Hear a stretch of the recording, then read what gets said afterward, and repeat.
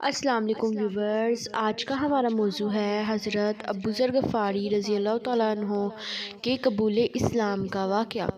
حضرت ابوذر غفاری مشہور صحابی ہیں جو بعد میں بڑے زاہدوں اور بڑے علماء میں سے ہوئے۔ حضرت علی کرم اللہ وجہہ کا ارشاد ہے کہ ابوذر رضی اللہ تعالیٰ عنہ ایسے علم کو حاصل کیے ہوئے ہیں جس سے لوگ عاجز ہیں، مگر انہوں نے اس کو محفوظ کر رکھا ہے۔ جب ان کو حضور اقدس صلی اللہ علیہ وآلہ وسلم کے نبوت کی پہلی خبر پہنچی تو انہوں نے اپنے بھائی کو حالات کی تحقیق کے واسطے مکہ بھیجا کہ جو شخص یہ دعویٰ کرتا ہے کہ میرے پاس وحی آتی ہے اور آسمان کی خبریں آتی ہیں، اس کے حالات معلوم کرے اور اس کے کلام کو غور سے سنے۔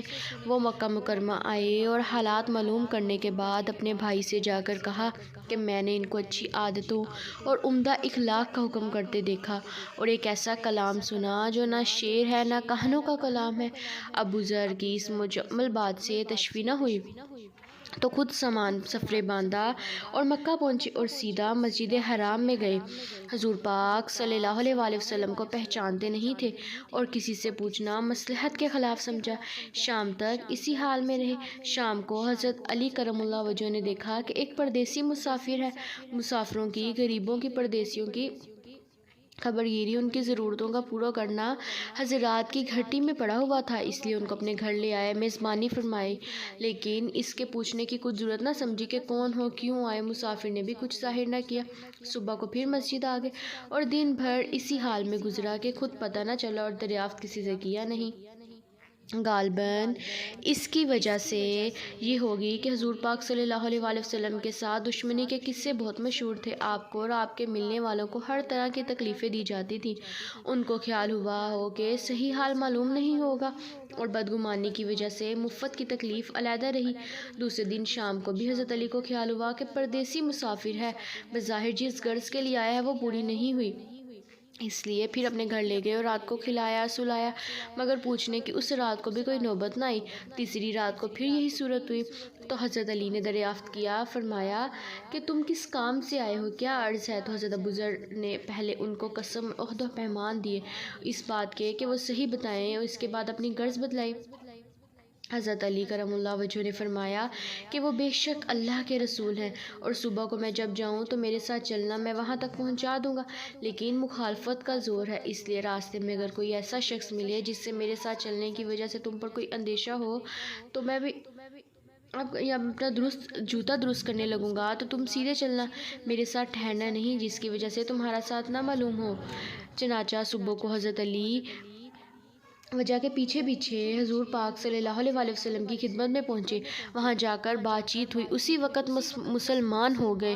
حضور اقدس صلی اللہ علیہ وآلہ وسلم نے ان کی تکلیف کے خیال سے فرمایا کہ اپنے اسلام کو بھی ظاہر نہ کرنا، چپکے سے اپنی قوم میں چلے جاؤ، جب ہمارا غلبہ ہو جائے اس وقت چلے آنا۔ انہوں نے عرض کیا، یا رسول اللہ، اس ذات کی قسم جس کے قبضے میں میری جان ہے کہ اس کلمہ توحید کو ان بے ایمانوں کے بیچ چلا کے پڑھوں گا۔ چنانچہ اسی وقت مسجد حرام میں تشریف لے گئے اور بلند آواز سے اشہد ان لا الہ الا اللہ و اشہد ان محمد رسول اللہ پڑھا۔ پھر کیا تھا، چاروں طرف سے لوگ اٹھے اور اس قدر مارا کہ زخمی کر دیا، مرنے کے قریب ہو گئے۔ حضور پاک صلی اللہ علیہ وآلہ وسلم کے چچا حضرت عباس جو اس وقت تک مسلمان بھی نہیں ہوئے تھے، ان کے اوپر بچانے کے لیے لیٹ گئے اور لوگوں سے کہا کہ کیا ظلم کرتے ہو، یہ شخص قبیلہ غفار کا ہے اور یہ قبیلہ ملک شام کے راستے میں پڑتا ہے، تمہاری تجارت وغیرہ سب ملک شام کے ساتھ ہے، اگر یہ مر گیا تو شام کا آنا جانا بند ہو جائے گا۔ اس پر ان لوگوں کو بھی خیال ہوا کہ ملک شام سے ساری ضرورتیں پوری ہوتی ہیں، وہاں کا رستہ بند ہو جانا مصیبت ہے، اس لیے ان کو چھوڑ دیا۔ دوسرے دن پھر اسی طرح انہوں نے جا کر بآواز بلند کلمہ پڑھا اور لوگ اس کلمے کے سننے کی تاب نہ لا سکتے تھے، اس لیے ان پر ٹوٹ پڑے۔ دوسرے دن بھی حضرت عباس نے اسی طرح ان کو سمجھا کر ہٹایا کہ تمہاری تجارت کا رستہ بند ہو جائے گا۔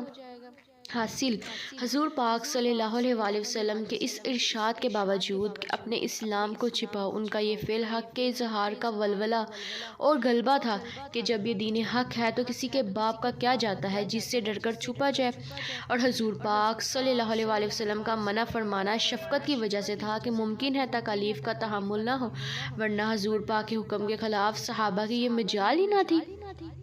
چونکہ حضور اقدس خود ہی اسلام پھیلانے میں ہر قسم کی تکلیفیں برداشت فرما رہے تھے، اس لیے حضرت ابو ذر نے سہولت پر عمل کے بجائے حضور کے اتباع کو ترجیح دی۔ یہی ایک چیز تھی کہ جس کی وجہ سے ہر قسم کی ترقی دینی اور دنیاوی صحابہ کرام کی قدم چومتی رہی تھی اور ہر میدان ان کے قبضے میں تھا۔ جو شخص بھی ایک مرتبہ کلمہ شہادت پڑھ کر اسلام کے جھنڈے کے نیچے آتا تھا، بڑی سے بڑی قوت بھی اس کو روک نہ سکتی تھی اور نہ بڑے سے بڑا ظلم اس کو دین کی اشاعت سے ہٹا سکتا تھا۔ دعا ہے کہ اللہ تعالی ہم سب کو بھی صحابہ کرام کے نقش قدم پر چلنے کی توفیق عطا فرمائے، آمین یا رب العالمین۔ اگر آپ کو یہ ویڈیو اچھی لگی تو لائک کریں، شیئر کریں، کمنٹ کریں اور اس طرح کی مزید اچھی اسلامک ویڈیوز دیکھنے کے لیے چینل کو سبسکرائب کریں۔ شکریہ۔